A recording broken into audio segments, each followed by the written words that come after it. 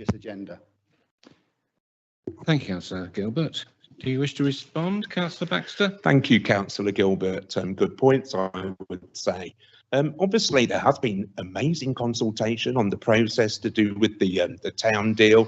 It's a living document, the actual the plan and the strategy. So I'm sure the team who are involved would welcome contributions from anyone within the elected members here today. It does. The actual constitution of the board that are going to discuss the things in the action plan hasn't actually been decided. It suggests things within the plan, but I'm sure if you had comments to put forward or anyone here tonight, Councillor Broughton would take those in board. Thank you. Thank you, Councillor Baxter. We now have a question from Councillor Claire Rylett to Councillor Andorian. Thank you, Mr. Mayor. Question to the leader, Councillor Andorian, portfolio holder for CCTV. Recently, the County Council replaced the footpath along Dolphin Lane, dramatically transforming the appearance of the area. Since May, we have heard about a town centre strategy and a zero tolerance policy within our town, which I fully support. Zero tolerance should mean zero tolerance. It was relaxed during the Trevor episode and it seems to be relaxed on Dolphin Lane. I often walk along the lane to use the dry cleaners. I'm disappointed at the behaviour of some pedestrians using the lane. I followed a couple to find them stopping at a coffee shop, throwing the cigarette end on the floor before entering the shop. And I understand from retailers that often in the morning they are picking up broken glass from the nightclub and everything else that goes with it. The new paving is already becoming stained and discoloured. Would you please consider installing a CCTV camera along the lane, which would hopefully then enable the zero tolerance policy to be enforced on this much improved lane? Thank you, Councillor Rylett. Councillor Dorian, would you care to respond, please? Thank you, Mr. Mayor. I thank Councillor Rylett for notice of her question. And I have to say from the outset that I do not accept the premise of some of her statements simply because she's mistaken. I will turn firstly to the incident with the illegal encampment in Tunnel Street car park, which occurred at the end of August this year. This was unprecedented in recent times. The numbers that arrived in our town and the effect that it had on our businesses, our residents and our services during the 48 hours they were here had a devastating effect. And for this, I can only apologise again. Our officers worked alongside their police colleagues in order to move this group on, utilising all the powers and legislation which our respective organisations have at their disposal. Local residents can be reassured that officers of this council attended the illegal encampment site within only 90 minutes of the travellers' arrival in order to conduct the first part of the eviction procedure. It was on the advice of the police that our officers were instructed to only attend the site to serve the official eviction paperwork, rather than there being a lack of will to enforce parking and litter offences. Given that our officers took the precaution of wearing stab vests, it was important that their safety was paramount when decision-making was being undertaken in a dynamic way due to this fast-moving situation. With regard to Dolphin Lane, I can confirm that our enforcement officers patrol the entire town centre on a regular basis, but clearly they cannot be everywhere at once. I can assure Councillor Rylett that they can and do issue fines when they witness an offence. And with regard to Dolphin Lane specifically, in the last 6 months, there have been 2 fixed penalty notices issued for litter and 1 report of noise, which is currently being dealt with by our environmental health team. As an elected member, I would expect Councillor Rylett to report antisocial behaviour or littering offences when she witnesses them. However, I've been unable to locate any instances when she's done so. Similarly, I would expect that Councillor Ryler advises those retailers whom she's in contact with to report all instances of crime so that an accurate account can be constructed. With regard to her actual question, I'm delighted to inform Council that as part of this Council's successful bid into Safer Streets Fund Round 4, a new CCTV camera that covers Dolphin Lane is part of the planned works. This is dependent on some upgrade work to the CCTV infrastructure, which includes some external BT work. But we hope the camera will be up and running before the end of Q4, and I would be happy to keep you all informed of the progress. In the meantime, I've requested that our enforcement officers pay extra attention to Dolphin Lane. Thank you, Mr. Mayor. Thank you, Councillor Dorian. Do you have a supplementary question, Councillor Rylett? Thank you, Mr. Mayor. Yes, I do. In the Boston Independent Group literature in May 2023, there were 7 names clearly laid out. I'm sure you would agree with me that CCTV plays a vital role in achieving 4 of these aims. I understand that some cameras are not working, some are ineffective due to tree and growth blocking the field of view. Other cameras need updating, and the CCTV suite has staffing issues. Would the leader consider a review of our CCTV taking place and assure the people of Boston that a serious increase in the CCTV funding will be a major priority in the forthcoming council budget discussions? Thank you. Thank you, Councillor Rylett. Would you care to respond, Councillor Dorian? Thank you, Mr. Mayor. Well, I'm delighted to tell you, Councillor Rylett, I'm way ahead of you. CCTV, as you rightly say, is part of my brief. Pardon? And I am. And I always will be. So some of your points, all our cameras record for 30 days. So to the issue of single staffing and your worry about operatives not being able to cover all the cameras at once, that's precisely why we record for 30 days. So we can go back and pick up incidents or even crimes when they haven't been witnessed as they've occurred. Now, we also take still pictures and we liaise with, we check each camera, take still pictures, and we liaise with Matt Fisher whenever there's issues with foliage. And we are collating a list at present to go and make sure that where we own the trees or the shrubbery, that we cut it down, and that where we don't own those live trees and shrubs, that we speak to the owners and ask them to cut them down. I'm not aware of any cameras not working at present. If you are aware, then please let me know and I'll pick that up.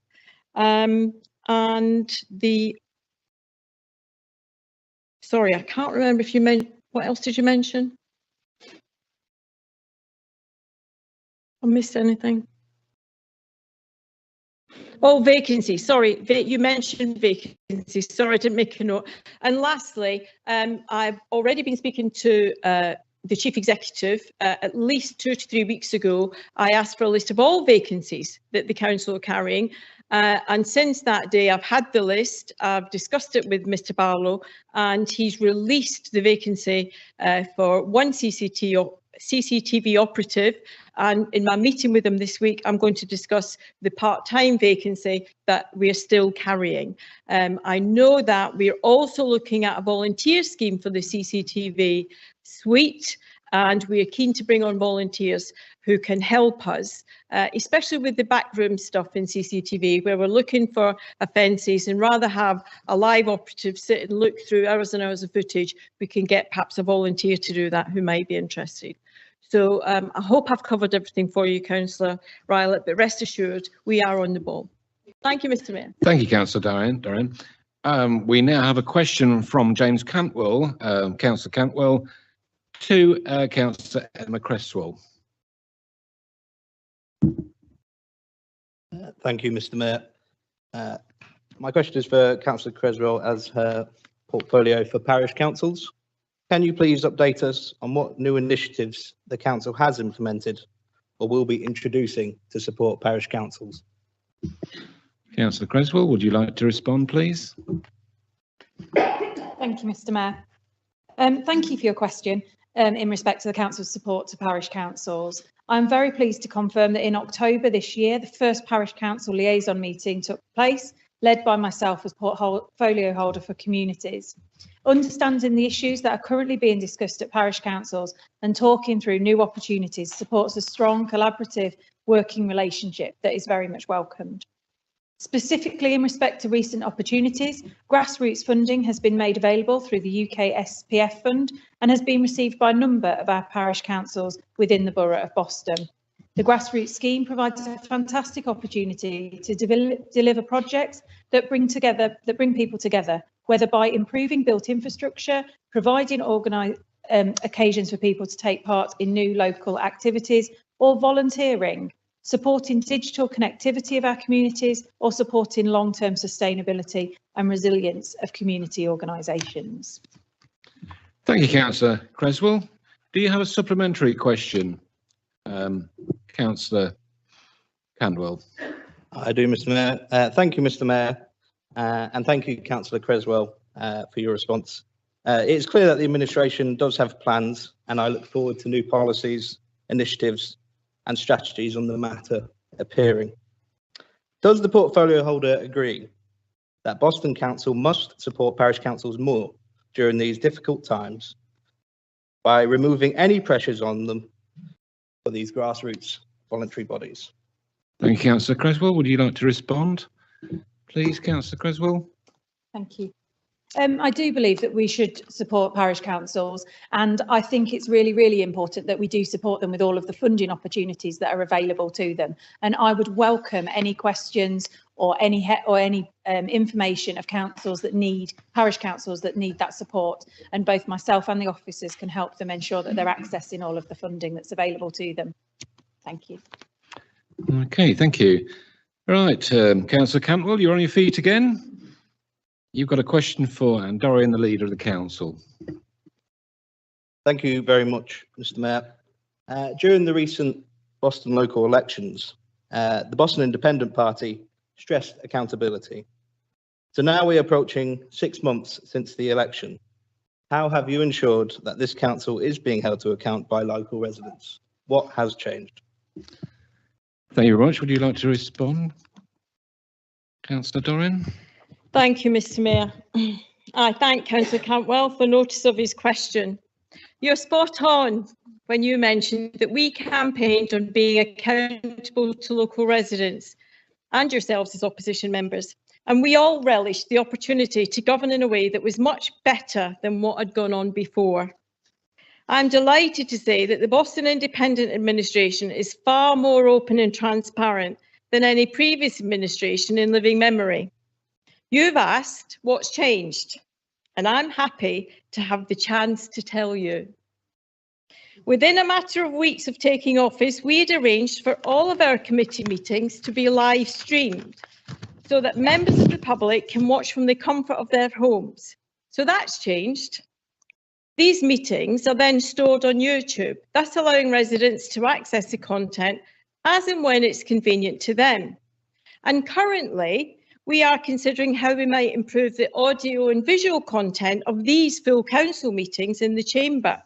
So we expect that to change too.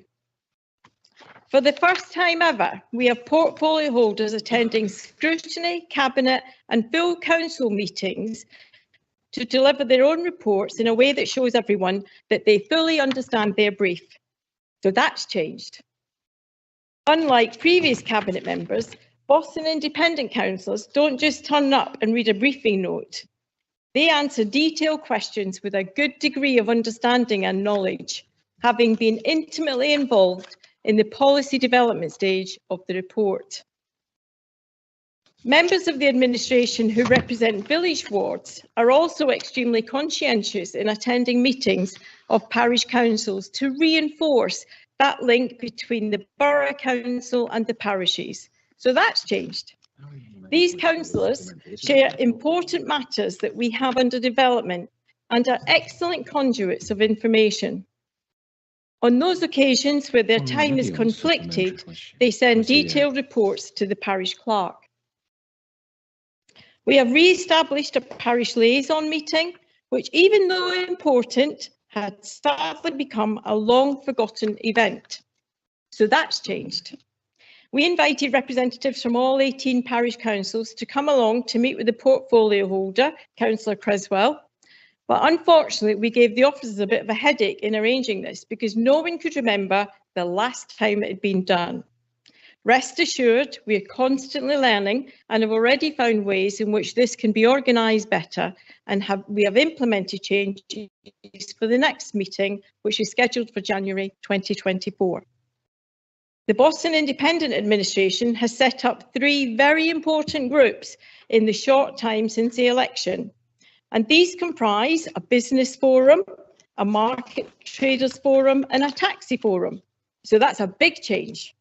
These forums offer a unique opportunity for our local retailers, traders and taxi drivers to meet with cabinet members and officers so that we can share important information. We are delighted with the progress thus far and look forward to these developing as the years go by. Members of the Boston Independent Group have close links with their local community groups, such as St Nicholas Church Hall in Skirbeck. These are examples, by the way. The Warm Hub in Fishtoft, the Bread and Butter Thing in Old Leek, and the Asylum Seekers in Swineshead. So that's changed. My fellow councillors continually seek alternative opportunities to interact with residents and would be willing to work with any of the opposition members if they wish to bring forward ideas for consideration. Last but not least, Mr Mayor, Cabinet has recently decided to encourage local residents to drop in during the 30 minutes before our formal Cabinet meeting begins. We hope that this can operate as an informal surgery, and we'll take any questions rather than have formal questions submitted in writing 48 hours beforehand. This will be a big change, and if it's successful, we can look to amending our constitution to accommodate this going forward. Thank you, Mr Mayor. Thank you, Councillor Doran. Do you have a supplementary question, please, Councillor Cantwell? Thank you, Mr Mayor, and thank you, Councillor Doran. It is wonderful to hear that that's changed. Further to my previous question, how has this council encouraged residents to ask public questions at meetings, as mentioned in your party's manifesto? What has been the success of this campaign since taking office, and what resources have been dedicated to ensuring that our residents can ask public questions? Councillor Dorian, will you respond, please? Thank you, Mr Mayor. OK, well, if you're drilling down into a very niche, narrow, after me giving you such a comprehensive reply, shame on you, Councillor Cantwell. But I would like to say that I think what I've read out demonstrates an exemplar of good governance, where we all clearly have our finger on the pulse, Mr Mayor. We are all in constant contact with our residents and have a very good relationship with community groups in the wards that we represent.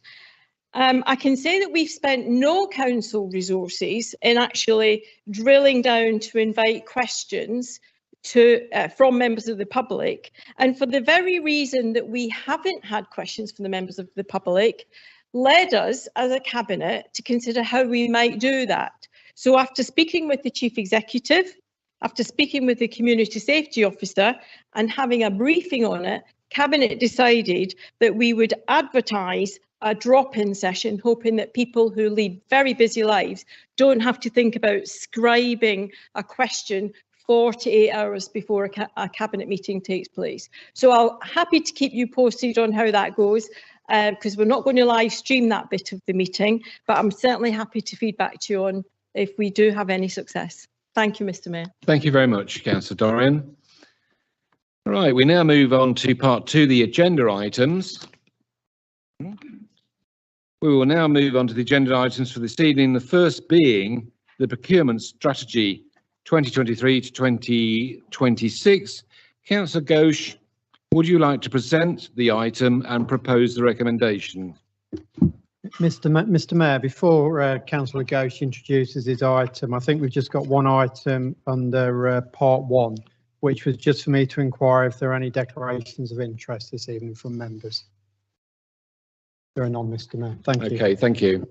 It was his mistake, not mine. Thank you, Mr. Mayor. Good evening, all. Today, I am bringing the report through regarding a proposed procurement strategy for BBC for 23-26. The proposed procurement strategy can be seen at Appendix 1. This report is being taken to all three councils.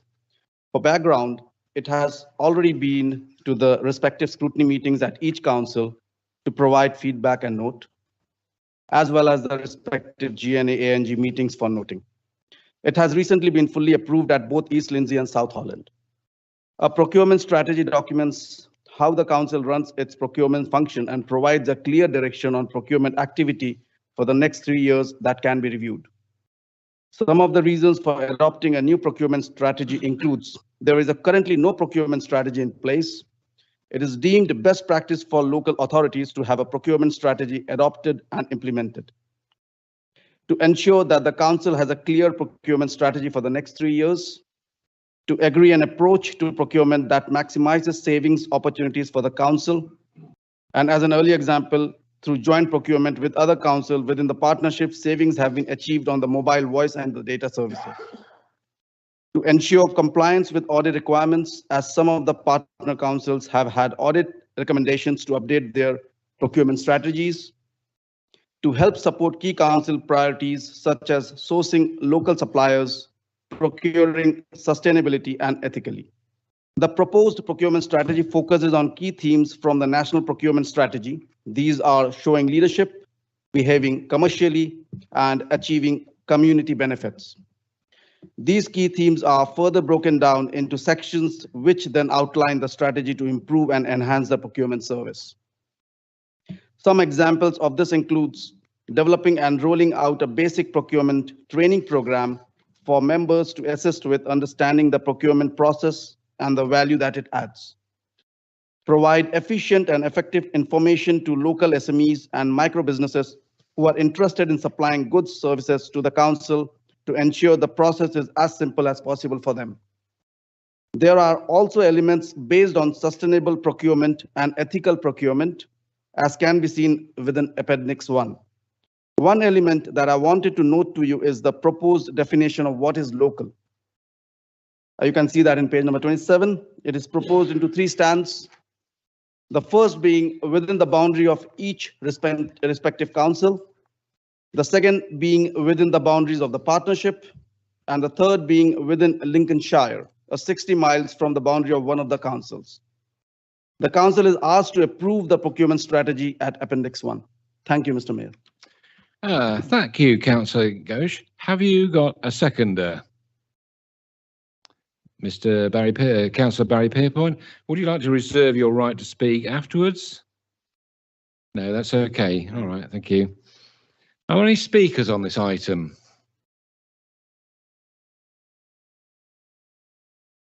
What? Yes, I've just seen him. I've just given him the nod. Councillor Gleeson. Thank you, Mr. Mayor. I welcome this report. Not only is it very clearly written, so it's sort of easy for people to understand, it makes so much sense for us as a council to work closely with the other councils in the partnership to make sure we get the best value for our local residents. Also important with this report is it is making it much easier for local suppliers to work with the council and keep the business as near as we can within our area. So I welcome this fully. It went through scrutiny, it was fully scrutinised, been scrutinised at the other councils. This makes a lot of sense. And above everything else, it's actually easy to read. Thank you. Thank you, Councillor Gleeson. Do you wish to speak? Councillor Woodliff? Yes, thank you, Mr. Mayor. I agree with my colleague, Councillor Gleeson. It's very easy to read. It's a good document. I have no objections at all. The only thing I might say is I want to be sure that although we want to support our local business as much as possible, we have to make sure that we do provide good value for money for our residents. That's the other balance in the book, isn't it?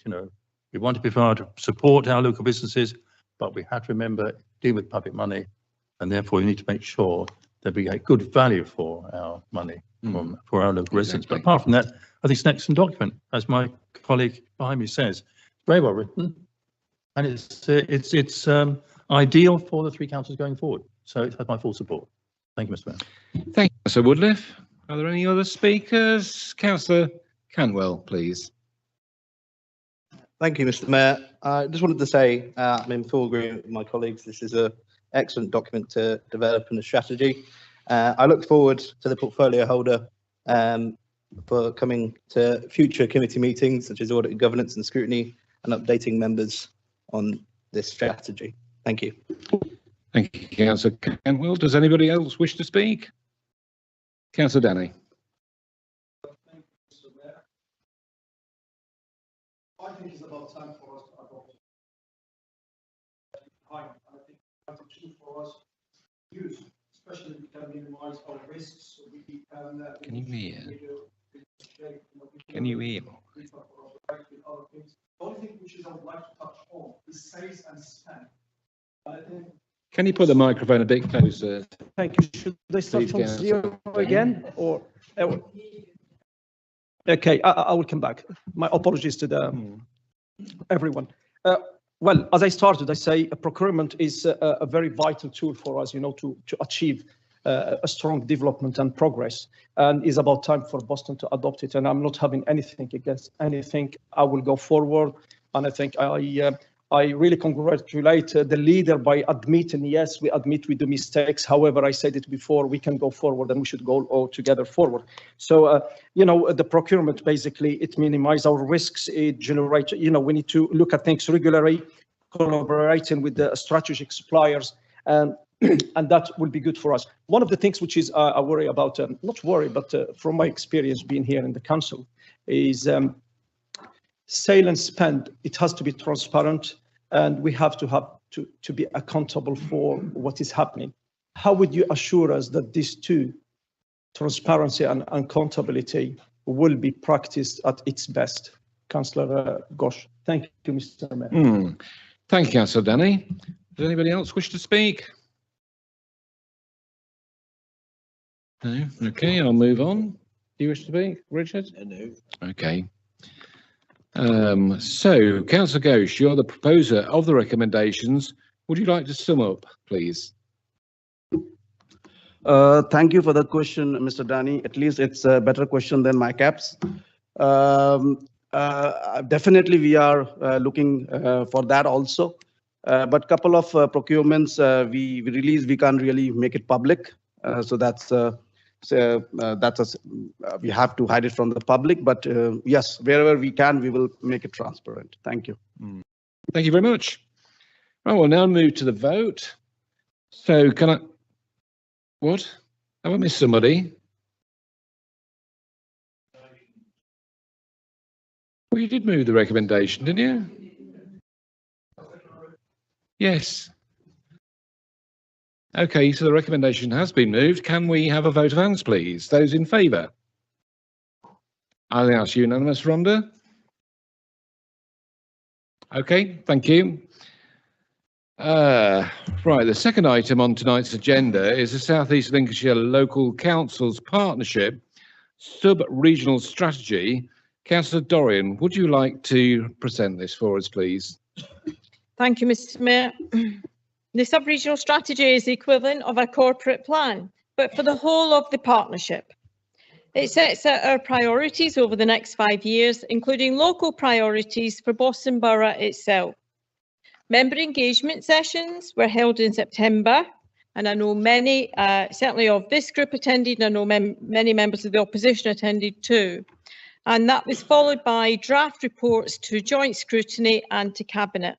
And the same process happened at East Lindsey and South Holland District Councils.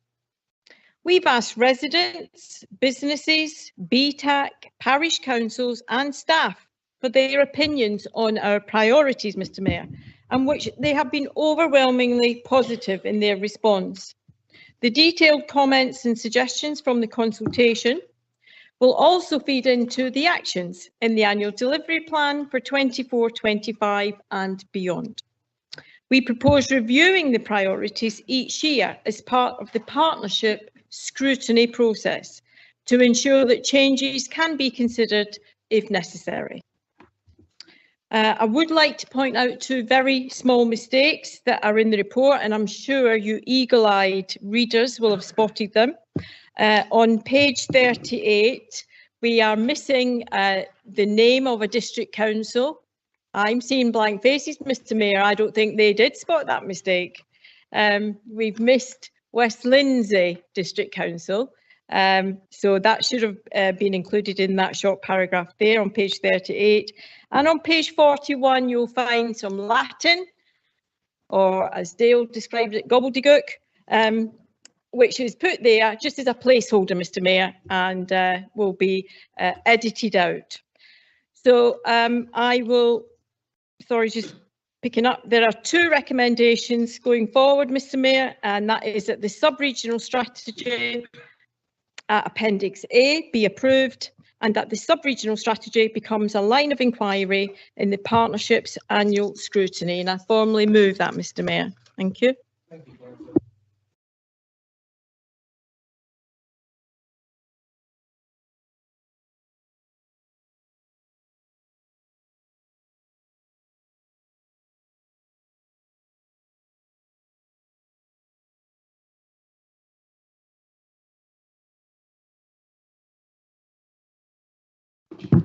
Thank you, Mr. Mayor. I welcome this report very much because the three councils in the partnership need something like this quite desperately. I made some inquiries last week about the consultation process involved in this, and I received a very full reply from officers, which can be shared with everyone in due course, and I welcome that as well. I also welcome Councillor Dorian telling us that, in effect, this is a living document and it will be reviewed, in effect, from year to year with changes put in the relevant action plans. When it comes down to specific things, oh, by the way, I had spotted the ipsus lorem stuff in here, and I didn't mention it to you beforehand because I assume this is just a draft and it's going to get changed a fair bit anyway, and that somebody else was bound to notice the ipsus lorem, which is a common thing in reports like this. The major concern I had about the report is whether it would move with the times, because national situations change on us without having any influence on them. The report talks specifically about 5G, which is not yet widely available locally, but in 5 years' time, 5G will be history. We might be on 6G, we might be on 7G, but we might be on some of the alternatives to that by then, and I hope we'll be able to respond, and I hope our part of Lincolnshire will be getting the new technologies that are now being talked about and implemented in, I believe, Hong Kong and Singapore, for example. Another thing we can't respond to yet until we know what's happening, this is talking about healthy life expectancy and how we're trying to extend it, presumably by keeping people healthier longer, because I don't think we're doing much about extending their lives when they might be less healthy. And that is government changes. People may have seen over the weekend that the government is starting to talk amongst themselves, it seems, on abolishing a number of disability benefits, PIP and other parts of universal credit, to save money for themselves.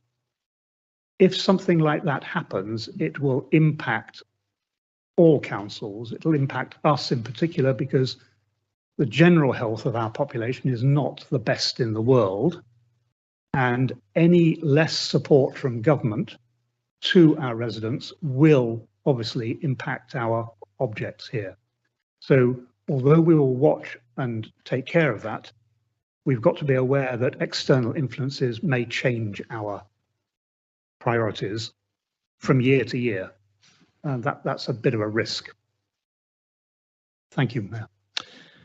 Thank you, Councillor Pike. Councillor Gilbert, please. Yeah, I'm not sure I can follow that very thorough analysis of a very, very good report, and I, again, wholeheartedly endorse it. I just want to make reference to one small point which appears on page 32, which references the town centre is broader than just the marketplace. From my perspective, that was a comment I think I probably made at one of the scrutiny committees. And my point wasn't that the area should be extended, because clearly the area that the town centre covers is broad enough to include some of the roads which are former curtilage, if you like, around the town centre of Boston. But in terms of spend, a lot of the spending goes on within the town centre and predominantly businesses and properties around the marketplace. And yet when I speak to people who come to Boston for the first time, they tell me that what's most disappointing is actually the roads into Boston, the roads around Boston. And the majority of properties are private dwellings, or they're recently acquired landlord occupied or owned dwellings. So again, a stretch point, something perhaps to consider in the future, is how we can perhaps draw down some of the public money that we're having made available to us to assist private householders and others to improve the appearance of the exterior of their properties. Because in addition to what we've got to do in the town centre itself, you know, there are many other stakeholders who have a role in making our town look a lot more attractive than it does. So that's my point, really. Okay. Yes, thank you. Thank you very much. Councillor Gleeson. Thank you, Mr. Mayor.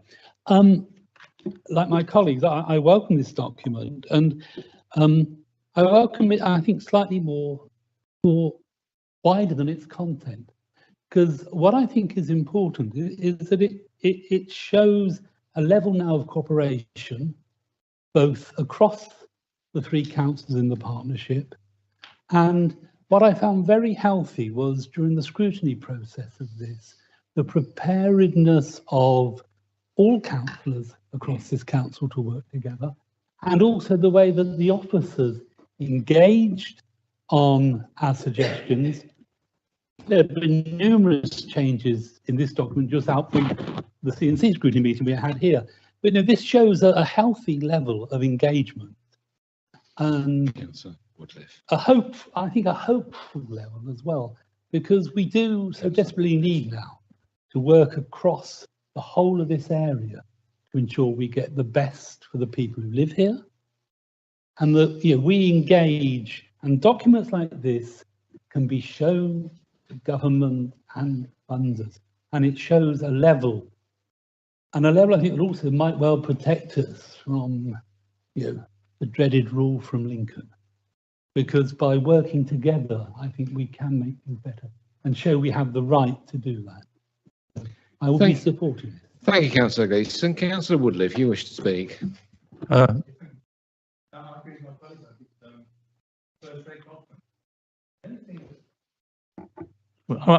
on now. I apologise if I didn't hear that. Yes, I think it's a first-rate document. I'll make that twice.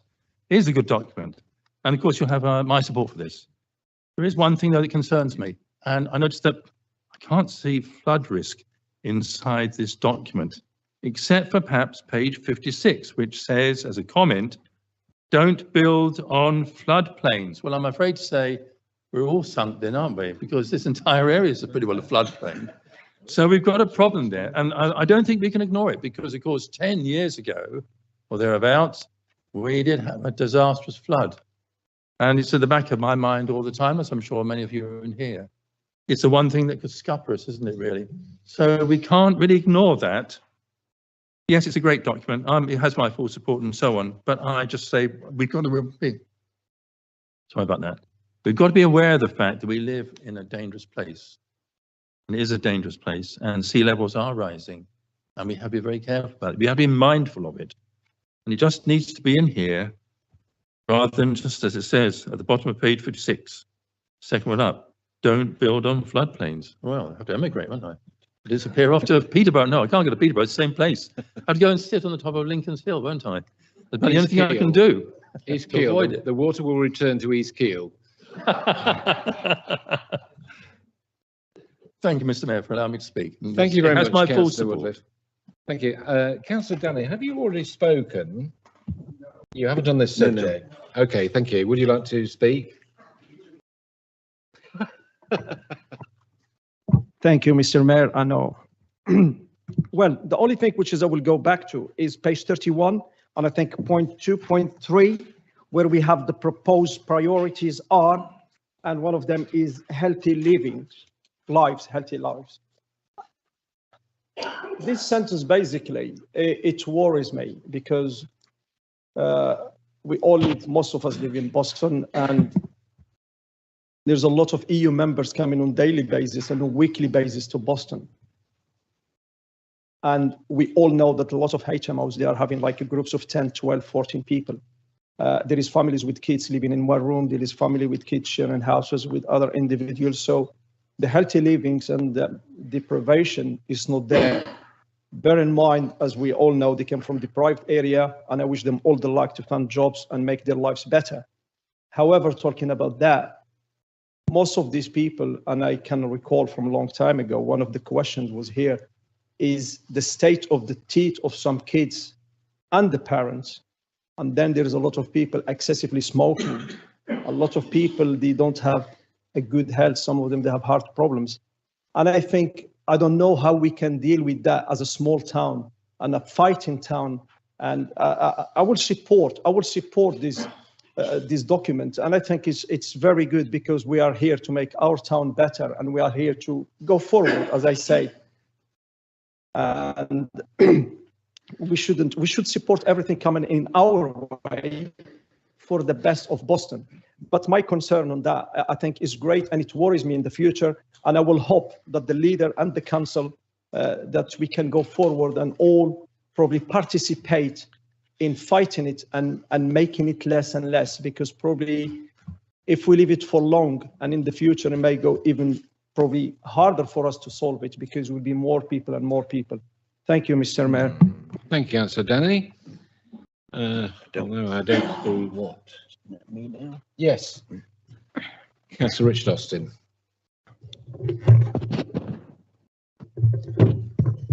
Thank you, Mr. Mayor. I welcome dead swan strategy. I welcome this strategy document. Is it working? Well, yes, you've got your button. No, can I borrow Can you yours? hear? You have a button. Can I borrow yours? Yes, of course. Stiffer. Okay. Thank you again, Mr. Mayor. Now, I welcome this strategy document, but I would like to highlight one particular urgent matter. Under the heading of environment, I'm pleased to note we have the aspiration that we are working with our partners to address climate change. As far as Boston is concerned, I hope that will include the parish councils. One example to bear in mind is that we have hundreds of footway lights in the borough that still need converting to LED bulbs. By delay, we are not setting a good example to our residents. This is one expensive matter that the borough and the parish councils need to progress together as a matter of priority. Thank you, Mr. Mayor. Thank you, Councillor Austin. Are there any more speakers? Councillor Broughton, please. You reserved your right to speak as the seconder, and now's your opportunity. Thank you, Mr. Mayor. I have 3 quick points I'd like to mention on this report. Firstly, on page 46, regarding working with partners and local communities, bullet point 4, ensure licensing policies support crime reduction.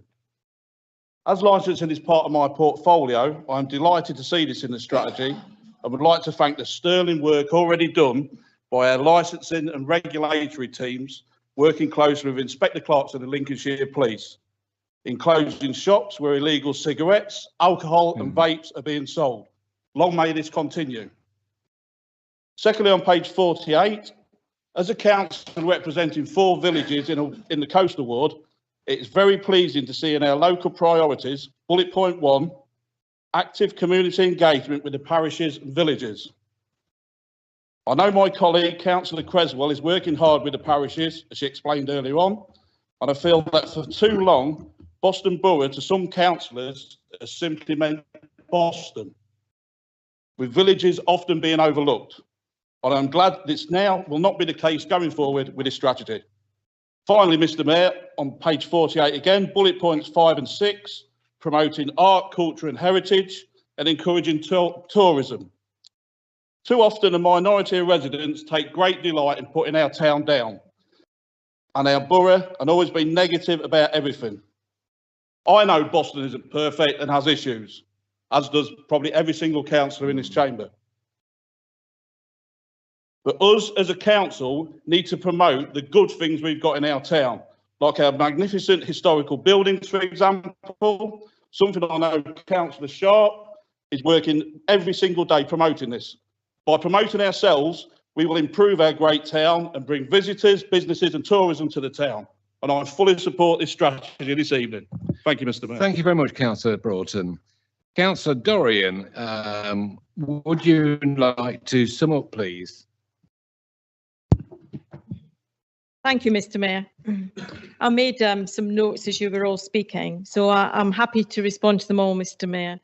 I think the theme running through it is that you all welcome the report, and I'm delighted to hear that. I think that Councillor Pright, you mentioned that you're pleased it's a living document, and that otherwise, what's the point of it? Because if we write it and stick it on a shelf and don't read it or look at it or update it, there's no point in having it in the first place.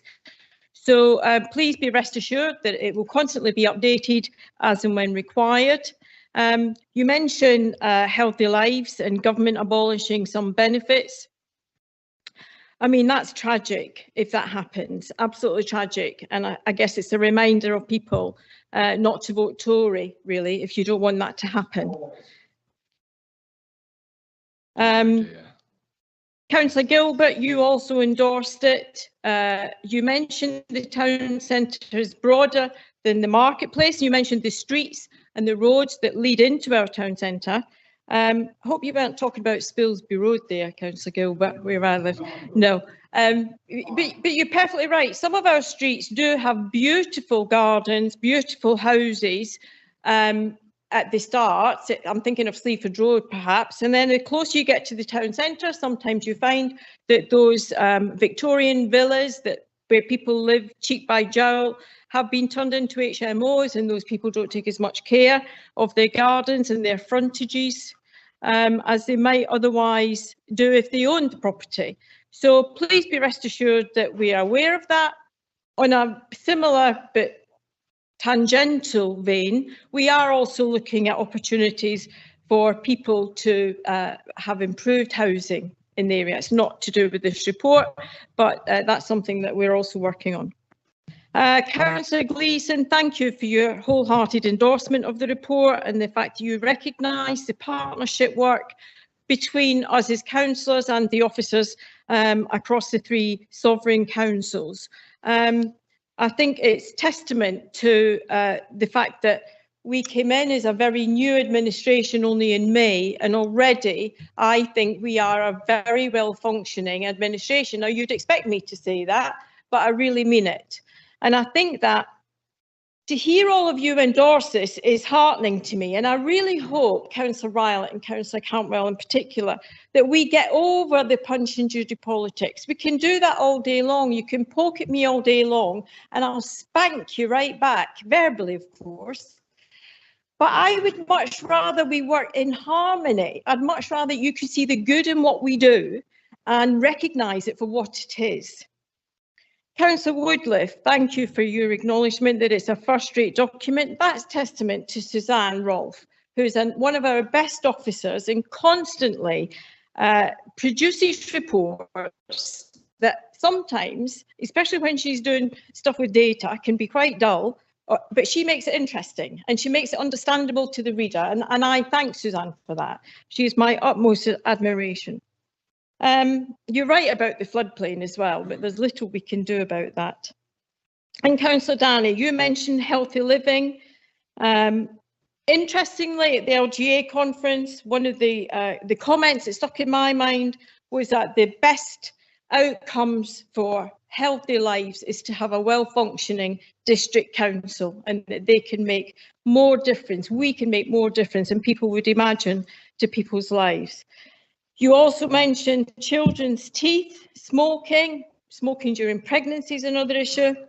Another reason, Councillor Danny, not to vote Tory, because if we need our children's teeth to get better, we need more NHS dentists.